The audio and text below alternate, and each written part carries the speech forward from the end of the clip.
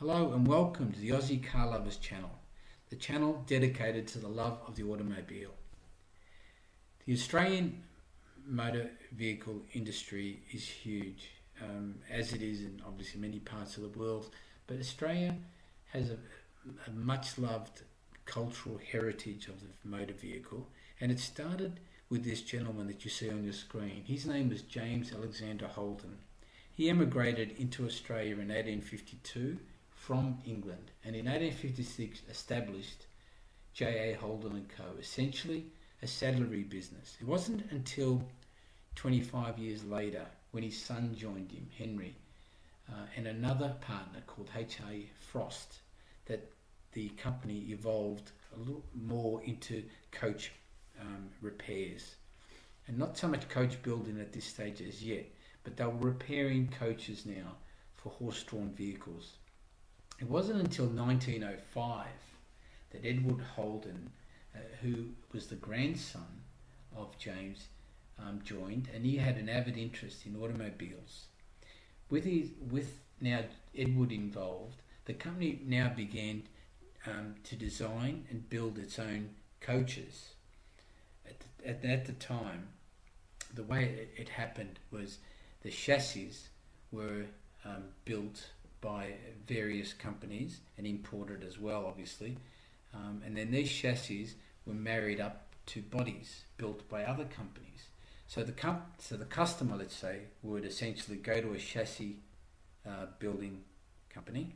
They would order the chassis, and the chassis would obviously on specifications from the customer, the chassis would be built, and it would include the wheels, the motor, the transmission, and the differential. And then this would then be shipped off to the customer's preferred bodybuilding company, and in this case, let's say it was Holden. And then Holden would then in turn build the coach or the body, and this would be trimmed, painted to the specifications of the customer, and be mounted onto the chassis, and then subsequently delivered as a final product to the customer. This really happened in around about 1917, really when the company really took off, and it was due to the wartime trade restrictions that Holden Motor Bodybuilders came into existence, and they specialise now in building bodies, and they did this at 400 King William Street in Adelaide. It was a former company building for F.T. Hack & Co., and they were essentially chassis builders. Holden Motor Bodybuilders took it over, and they erected a 4-storey factory on the site. By 1823, Holden Motor Bodybuilders were producing around about 12,000 units per year. And during this time, they assembled for other companies as well, including Ford, believe it or not. And they were manufacturing at this site for chassis importers, including Austin, Buick, Chevrolet, Cleveland, Dodge, Essex, Fiat, Hudson, Oakland, Oldsmobile, Overland Rio, Studebaker, and Willis Knight, to name a few. Well, there was a lot there, and there was more than that. So really, essentially, they were a bodybuilding company. During this period of time, General Motors Australia was also well and truly established, and had assembly plants in a number of states within Australia. They were using the bodies produced by Holden's, and they would import their own complete knockdown chassis. So they would import their chassis and then marry them up to the Holden bodies. So it became quite a profitable partnership between the two. In 1930 alone, Holden were producing bodies for Austin, Chrysler, DeSoto, Morris, Hillman, Hunter, and Willis, as well as for GM cars. So they had a quite established brand network. The Great Depression of the 1930s led to a substantial downturn in production for Holden and really nearly sent them broke.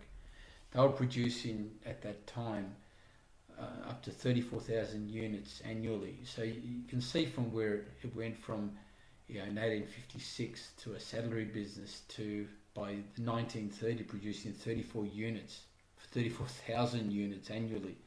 And in 1930, with the Great Depression, it went from 34,000 down to 1,600. So it was pretty bad.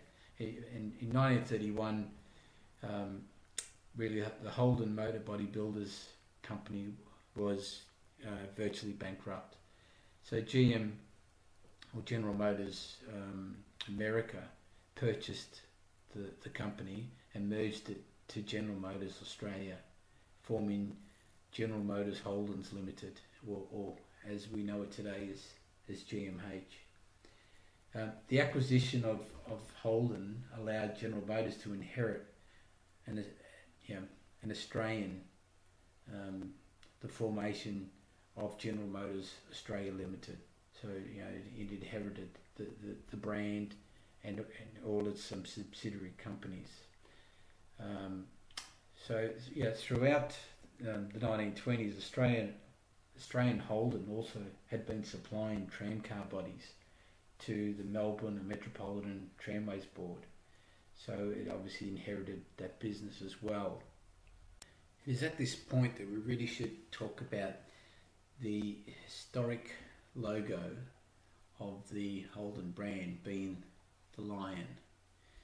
To answer where this design came from, we need to go back into the early 1900s. The Holden logo was a design from a guy called Rainer Hoff. He was born in 1894. He was the son of a stoner woodcarver, so I was a little surprised that when Hoff wanted to do something with his life, that he began to study drawing and design, which was sort of a little bit of the family tradition at the time. Hoff saw some active service in the Second World War, the First World War in France. But he later immigrated to Australia in 1923 and took up a post as Director of Sculpture and Drawing at the East Sydney Technical College. At around about the same time, as we have discussed previously, in Adelaide, Holden's Motor Body Builders had a thriving business, and they were at the time fitting, as we discussed, their own car designs, in the late 1920s, to other manufacturers' chassis. So when the US giant General Motors entered the relationship with Holden in Adelaide to exclusively fit car bodies to GM vehicles, the new company needed a logo. So it was commissioned in 1927 to Hoff, actually, because he had such a renown and reputation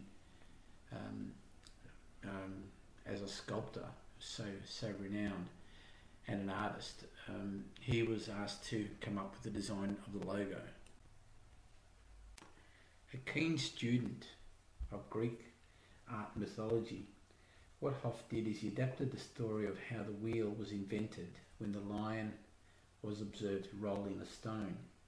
It was a perfect visual analogy for a car company, embodying the strength and grace of a lion with the invention of the wheel.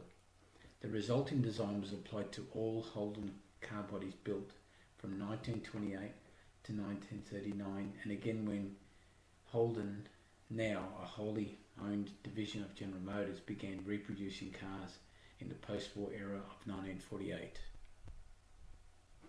The design has been updated many times since then, obviously, but in essence, it is that of a lion rolling a stone, and this has remained unchanged throughout the decades. So obviously throughout the Second World War, the company stopped building cars pretty much. They aided in the war effort, but really nothing happened until about 1936, when the second full-scale car factory, which was located in Fisherman's Bend, Port Melbourne in Victoria, was opened by the then Prime Minister, and construction began in 1939 of a new plant in Pagewood, New South Wales. And it was during the war years that car production that was delayed, obviously, and efforts were shifted towards the construction of vehicle bodies, field guns, aircraft and engines, which GM and Ford both participated in. But it was as the war ended, the Australian government took steps to encourage the Australian automotive industry to really come up with designing an Australian car, something that that we could call our own. Ford's proposal actually was the government's first choice, but required substantial financial assistance. So really that got put off on the back burner, which was a surprise to me as well, actually. What happened was GM's study was ultimately chosen because of its low level of government intervention. Obviously, post-war, the government, the funds weren't sort of readily available, so the Holden, or GM's design, or GM's proposal, was the one that was chosen. So really after the war, Holden returned to producing vehicle bodies, this time for Buick, Chevrolet, Pontiac and Vauxhall. The Oldsmobile Ace was also produced from 46 to 48. But from here, Holden continued to pursue a goal of producing the Australian car. This involved a compromise with GM, Lawrence Harton from GM, he favoured a local design, while General Motors America preferred to see an American design as the basis for Australia's own car. In the end, the design was based on the previously rejected post-war Chevrolet, which is a little bit disappointing, but you can actually see in the Humpy, the FX and FJ, a lot of early Chev or post-war Chev design in it. So there's no surprise that's where it came from. The Holden was subsequently launched in 1948, creating long waiting lists extending through 1949 and beyond. The name Holden was chosen in honour of Sir Edward Holden, the company's first chairman and grandson of J.A. Holden, who we previously touched on before. Other names considered were the Gem, the Austral, the Melba, the Woomaroo, the Boomerang, the Emu and the Canberra.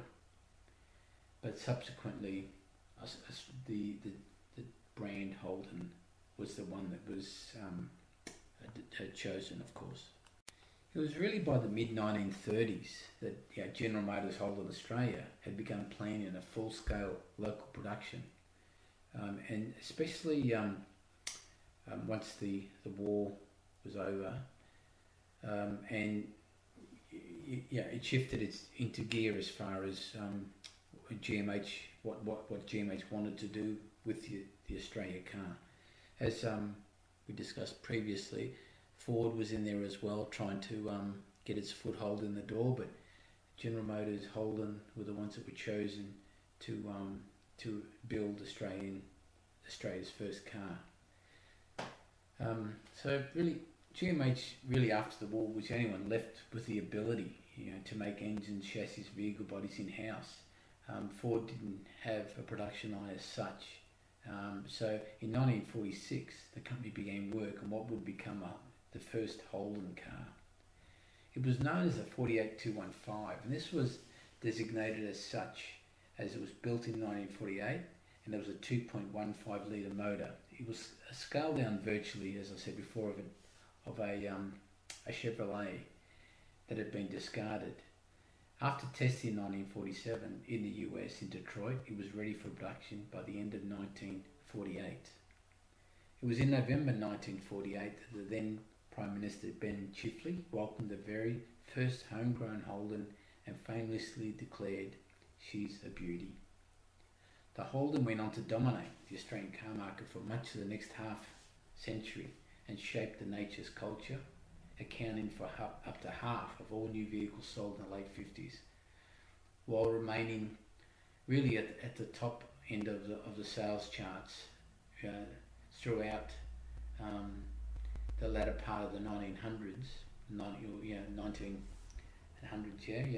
well into the early part of the 2000s, and it was really up until 2002 that it became the nation's favourite car brand. Sadly, it'll reach the end of the road by 2020. That's just really 18 years after it was our last most popular. The initial range of the 48215 was relatively simple. It had one body style, one trim level, one drivetrain combination, which was a 60 horsepower 2.15 litre straight six backed by 3-speed manual gear shift with synchromesh only in second and third. The utility wasn't added until January 1951. In 1953, the business sedan was offered, and really this was more of an upmarket luxury version of the FX or the 48215, and it included such options as door pull handles, map pockets, reinforced seat cushions and padding, tougher floor mats, a handrail, aluminium kick plates, and it sold unbelievably well. It became known as the FX, and this really differentiated it from the FJ, which followed in 1956. Holden reached #1 position in the passenger car sales in 1950, so just 2 years after its inception, and it remained there, like I said previously, till the year 2002 at #1 position. The FX really was a really basic car. Door lock barrels are only fitted to passenger side. The early models ran 15-inch by 3.5-inch wide tyres. Later cars were upgraded to 4-inch wide. It's hard to imagine now, obviously, but even the side mirrors were an option. The only badges were really Holden letters on the front bonnet and Holden letters on the back bonnet. There were on the boot, as we call it.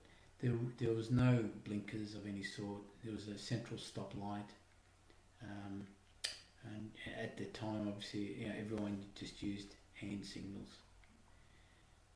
The FXs were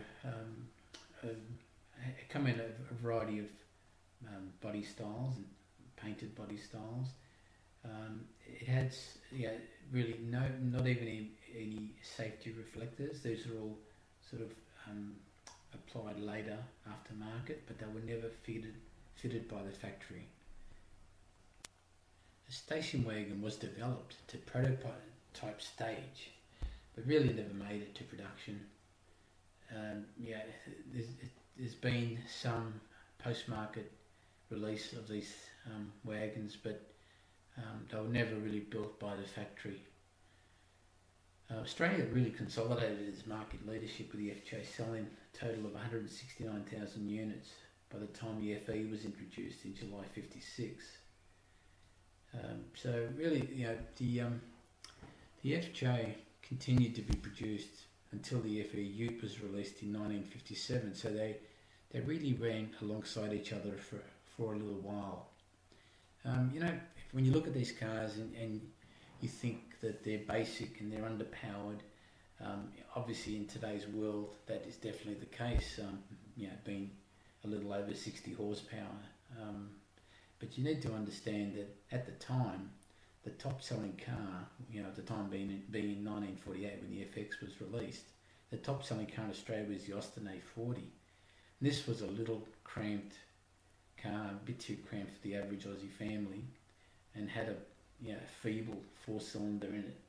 And it was only £31 cheaper than the Holden when it was released. So the Holden obviously sold like crazy because it wasn't that heavy, but it was fast for the price. It became, pretty much instantly a vital part of the Australian circuit and speedway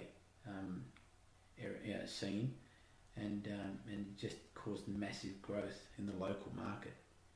So you could say that these old humpies were the great grandfathers of today's street machines, if you look at it that way. The two-tone paint started become available on the FJ specials only, and it was never available in the FX. The FX was really all just one colour, and I think, as I've said previously, the FX buyers only really had 4 colours to choose from, whereas the FJ offered 12. And the specials on the FJ also had chrome window trims, doorbell moulds, and the specials had door locks on both sides, on both doors, which was a sheer luxury for its day. The FJ became an instant classic. It had the bonnet bird was introduced as a factory offering. Windscreen wipers were vacuum operated. The FJ was fitted with torpedo-shaped tail lights and chrome wings, and it scored cool reflector housings, and it had a Holden special in script. The boot lid handle also was changed to an L shape from the FX's T. Number plate recesses were larger on the FJ than the FX, and a lot of interior dash fascia was changed as well, with the grille extended inside on the dash. The glove box had specials on it. Seat belts were now offered as an aftermarket accessory that were never an option on the FX. And really the clutch, brake and accelerator pedals pushed on both models, actually pushed downwards to the floor rather than the swing types that really we're used to in later models. Just some facts about the performance level of the FJ and the FX. The engine was a 2.15 litre inline 6, which is 132 cubic inches. It produced 60 horsepower, which is about 45 kilowatts. The transmission was a 3-speed manual column shift, and it did a 0 to 60 kilometres an hour, or 0 to 60, or 0 to 100 kilometres an hour in about 20 seconds, which is very slow. But like we said previously, at its time it was quite quick. Top speed of 75 miles an hour or 120 kilometres, which was incredible. The body styles were a sedan and utility. The price at introduction was £733. Without doubt, the most famous 48215 is its prototype number 1, which is now housed at the National Museum in Canberra. It is the only survivor of 3 hand-built prototypes manufactured by GM in Detroit. The 3 US-built prototypes and the 2 later Australian-built examples were registered as Chevrolets for evaluation purposes and driven over Australian roads, obviously. Once the new Holden was released, prototype number 1 was fitted with a new engine and sold to a member of Holden staff. It was later traded to a Victorian Holden dealer, and obviously worth a lot of money today. Some 40 years later it was restored, and then today it sits at the National Cultural Heritage Museum in Canberra. The 1950s saw really Holden consolidate its position, and it became a dominant force throughout the 50s and beyond of that, to the latter part of that century, achieving really number 1, like as we said, within 3 years of its existence, and held that that title for the remainder of the century. Just in sales, to get an understanding, the FX achieved around about 120,000 units sold in its time. The FJ 169,000. The FE, which came in 1956, achieved 155,000. And then the FE, which came in 1958, that achieved 191,000. At the time that the FE FC, which is a new body variant, came into existence, the Holden was offered in a sedan, wagon, utility and van. Prototype number 1 was hand-built in 1946 by American and Australian engineers at the GM workshop in Detroit, Michigan in the US. After months of durability and performance tests in America and badged as Chevs at the time, 3 prototypes were shipped to Australia. Legend has it that the cars were driven under cover of darkness to Fisherman's Bend factory in Melbourne. There was a huge interest by the public for this car, and it was well known that Holden were well into design stages of and really starting to start assembly, which the first one rolled off the assembly line at Fisherman's Bend on the 29th of November 1948. Many saw the event as evidence of a national maturity and proof that Australia had escaped its really humble beginnings and embraced the modern industrial age. The 48 was, as we said, known as the FX, and was a robust and economical family sedan designed for the Australian environment and for the Australian people. It was unbelievable to conceive this, but the public reaction was so great that the sheer prospect of an Australian car had been so extraordinary that around 18,000 people signed up for a new Holden, to purchase a new Holden without even knowing a single detail about the car, the design, colour combinations, nothing. So that it was just the sheer magnitude of the local interest in the Holden. Pretty much instantly, the Holdens dominated the roads, and by 1958, which was the introduction of the FC, so that was 4 variants, including the FX after it commenced production, that sales of the Holden accounted for over 40% of the total car sales in Australia. A million had actually were to be sold by 1962, by the time the Ford Falcon was introduced, and another million was sold over the next subsequent 6 years. So it was incredible. As I said before, the car prototype number 1 was used as a test vehicle prior to the introduction or the release of the first car in 1948, and it was it just remained at the factory, and eventually sold to a Holden foreman by the name of Arthur Ling. He thought at the time it was just another car, and amazingly he traded it in Morwell on a new Holden to the Holden dealership in Morwell, Victoria, and it remained there for 40 years as a traded old FX, falling steadily into disrepair. In 1999, a Melbourne-based Holden enthusiast, Gavin Strongman, purchased the car and spent 12 months restoring the vehicle to its final pre-production form, which incorporated many of the progressive changes implemented by GMH during the testing phase.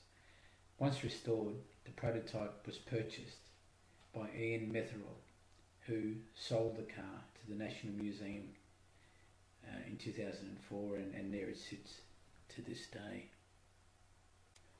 So that completes the story of the FXFJ. It's foundation of how it all started, with Holden himself, and subsequently merged into the giant conglomerate known as General Motors, becoming General Motors Holden. As we stand today in the latter part of 2020, Holden has not been produced in this country now for about 3 years, and it's left a legacy behind, with a lot of people still having a piece of the brand in their hearts. So it's been a great journey, and I hope that you've enjoyed the contents of this video, along with some amazing shots of the vehicles involved, to really give an insight to the history of this great car, affectionately known as the Humpy, obviously for its round curves, and obviously known as the FXFJ to all. It had a great life on the track and on the roads, and there is many still today fully restored to the former glory, or restored and modified, as you can see in some of the images in this video. So I hope you enjoyed it, and stay tuned for the next episode.